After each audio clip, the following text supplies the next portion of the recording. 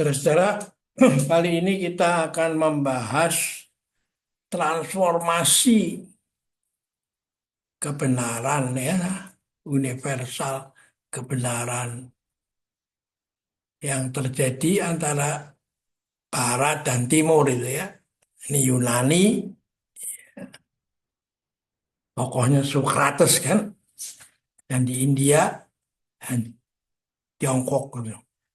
Tiongkok ini ada Lao Tzu dan Konfusius kan. Ini Bodhidharma kan.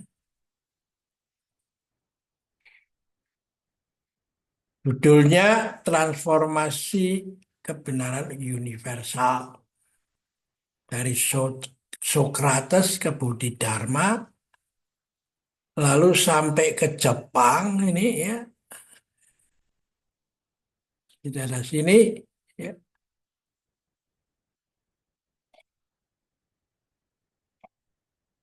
Dan di Jepang menjadi Kaizen itu, Japanese Management, dan di Amerika oleh Peter Senge menjadi The Learning Organization itu.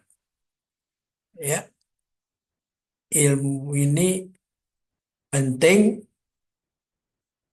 karena ternyata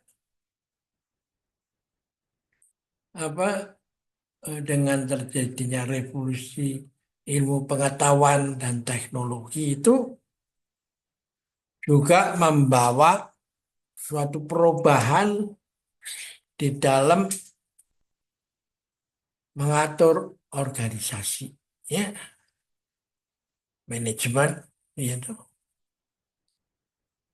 dalam berbagai bidang, gitu. Siapa yang mengira 1000 tahun lalu setelah Socrates mengatakan puncak ilmu pengetahuan bukan I know that I know, tapi I know that I don't know. Lalu dilanjutkan Bodhidharma dari India dengan pergi ke Tiongkok tahun 526 dan pada 527 Bodhidharma diundang Raja Liang Bu ke istana. Ia adalah pendukung kuat Buddhism, gemar mengenakan jubah rohaniwan, seorang vegetarian dan rajin berdoa. Ia banyak membangun rumah ibadah, menyebarkan kitab suci, dan mendukung pengembangan agama itu. Raja Liang bertanya, berkat apa yang akan saya dapat itu? Bodhidharma menjawab, tidak ada sama sekali. Raja berpikir, kok berbeda dengan pendapat banyak orang bijak? Kalau berbuat baik akan mendapat berkat baik. Kalau tidak baik akan mendapat yang tidak baik. Karma itu, hubungan sebab akibat ini tak pernah berubah itu.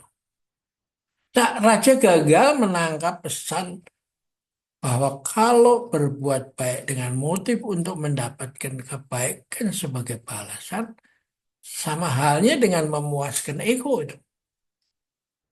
Mempromosikan diri supaya dapat pengakuan dan ah dihargai publik dah.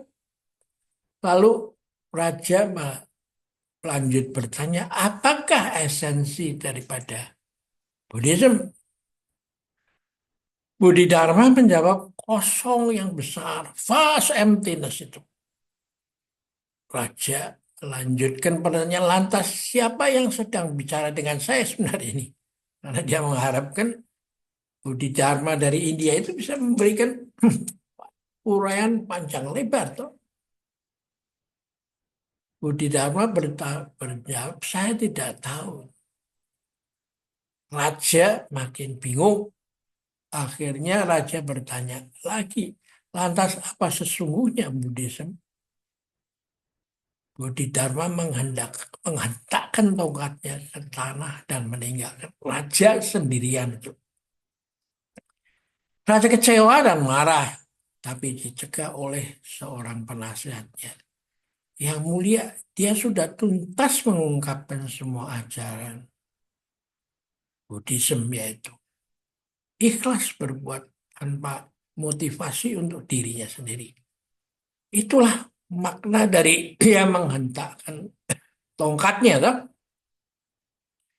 Nah, ini karena dibatasin, saya coba jangan bicara terlalu lama ya. Saya coba ringkas ini sampai sini aja. Raja tertegun sejenak dan berteriak, "Aha!" Lalu menyuruh pengawalnya memanggil Bodhidharma agar kembali. Penasihatnya mengatakan dia tak akan mau kembali. Meski yang mulia mengirim pasukan. Kalau yang mulia sudah mengerti, untuk apa dia kembali? Tinggal yang mulia melaksanakan aja. Just do it, gitu ya. Nah, dia lanjutkan sendiri ya pembukaan ini ya. Saya scroll down pelan-pelan ya supaya Anda menghayati daripada hanya mendengarkan suara saya aja dah. Ya. Mengapa dia terjadi transformasi menjadi Tiongkok terjadi Chan ini apa dan di Jepang menjadi Zen lalu menjadi Kaizen dan ketika bergerak melanjutkan perjalanan ke barat maka Peter Senji mengembangkan The Learning Organization ya. Nah, di sini Anda melihat sejarah Kaizen itu ya yang asalnya konsep yang dibawa oleh Amerika ke Jepang untuk merestorasi setelah kalah Perang Dunia Kedua, toh. Tapi nggak jalan. Dan akhirnya yang bisa mengimplementasikan itu malah Jepang, ya. Dan dengan sistem yang dia padukan antara Barat dan Timur, itu dia dengan cepat bisa recover dari perang, kalah Perang Dunia, dan lalu menjadi negara industri yang maju, gitu. Ini semua ini karena ini semua, ya. Ini saya tulis pada tahun 2018 ya. Saya buka-buka lagi, wah ini masih relevan ini zaman sekarang dah. Ya, silahkan dilanjutkan sejarah dari the learning organization itu dan segala macam ini ya. Karakter the learning organization ya. Ini saya rasa sangat relevan justru ketika kita mau masuk di era hilirisasi itu. Sebab kalau produk kita yang sudah dijadikan barang setengah jadi, tapi ketika dites sama pembeli, lalu kualitinya kekeruan, nggak ada konsistensinya ya dibolak-balik lagi. Akhirnya ditolak dan akhirnya kena denda dan lain-lain dan akhirnya hilirisasi ini gagal, ya toh? Hanya untuk merebut supaya dibuat bahan setengah jadi, tapi hasilnya nggak bisa diterima. Apalagi kalau barang yang sudah jadi, tapi akhirnya konsumennya kecewa. Akhirnya nama kita akan apa jatuh dalam bidang produksi barang berkualitas di seluruh dunia, gitu.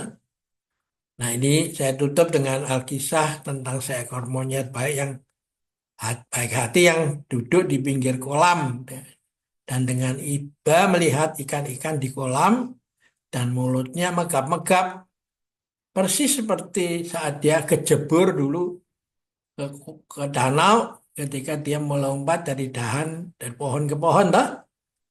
Nah, dia kelelep kan? Nah, itu dianggap si ikan itu kelelep. Lalu diangkat keluar oleh si monyet baik hati ini. Nah, alih-alih menyelamatkan, si ikan itu malahan mati itu. Ya, nah, ini menurut saya sih Anda coba baca sendiri dengan seksama ya. Dan kalau ada pertanyaan, silahkan kontak kepada saya ya, sebagai penulisnya. Oke, sampai jumpa lagi.